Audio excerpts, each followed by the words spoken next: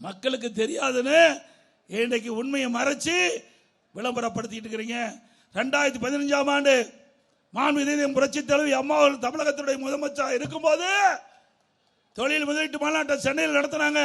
2,42,000 கோடி தொழில் முதலீடு எடுக்கப்பட்டது. 74 புரிந்துணர்வு ஒப்பந்தங்கள் போடப்பட்டன. அந்த தொழிற்சாலையெல்லாம் பணி தொங்கி உற்பத்தியை தொடங்கப்பட்டு விட்டது. 2019 அம்மாவுடைய அரசு தொழில் முதலீட்டு மாநாட்டை நடத்தணும். சென்னையில் 3,05,000 கோடி தொழில் முதலீட்டு ஈர்க்கப்பட்டது. 304 தொழில்கள் தொடங்குவதற்கு புரிந்துணர்வு ஒப்பந்தம் போடப்பட்டது. பல தொழில்கள் அந்த தொழிற்சாலைகள்லாம் கட்டப்பட்டு உற்பத்தி தொடங்கிட்டது. அதிமுக ஆட்சியில் கட்டப்பட்ட தொழிற்சாலைகள் உற்பத்தி தொடங்கிய காரணத்தினால்தான் இந்த இரட்டை இலக்கு பொருளாதார வளர்ச்சி ஏற்பட்டது. ஸ்டாலின் அவர்களே யாரும் ஏமாற்ற முடியாது.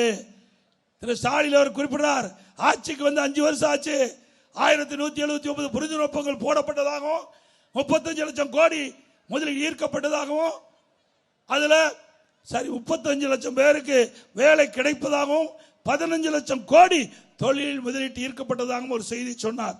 1179 புரிந்துணர்வு ஒப்பந்தம் போட்டாங்களாம். அதுல 15 லட்சம் கோடி முதலீடு ஈர்க்கப்பட்டது. 35 லட்சம் பேருக்கு வேலை கிடைச்சது. ஸ்பெயின் நாட்டுக்கு போகும்போது ஏர்போர்ட்ல பேட்டி கொடுக்கிறார், 77% புரிந்துணர்வு ஒப்பந்தம் நிறைவேற்றப்பட்டதுன்னு. அப்படின்னா 30 லட்சம் பேருக்கு வேலை கிடைச்சிருக்கணும். வேலை கிடைச்சதா? சேலம் மாவட்டத்தில் எத்தனை பேருக்கு வேலை கிடைச்சது? அத்தனையும் பொய். ஒரு பெரிய தொழிற்சாலை வர வேண்டும் என்றால் ஒரு 4 வருஷம் 5 வருஷம் ஆகும்.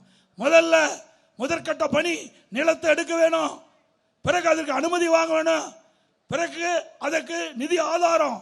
எல்லா தொழிற்சாலை முதலாளியும் முழு பணத்தை போடுறதில்ல, ஒரு 25-30% பணத்தை போடுவாங்க, மீதியெல்லாம் வங்கியில் மூலமாக கடன் வாங்குவாங்க. அப்படி நிதி ஆதாரத்தை பெருக்க வேண்டும், பிறகு கட்டடம் கட்ட வேண்டும், மிஷினரியை பொருத்த வேண்டும், பிறகு ஆட்களை எடுக்க வேண்டும். 5 வருஷம் ஆகும். நல்லாட்சினா எடப்பாடியார் தான். வாக்களிப்பீர் இரட்டை இலைக்கே.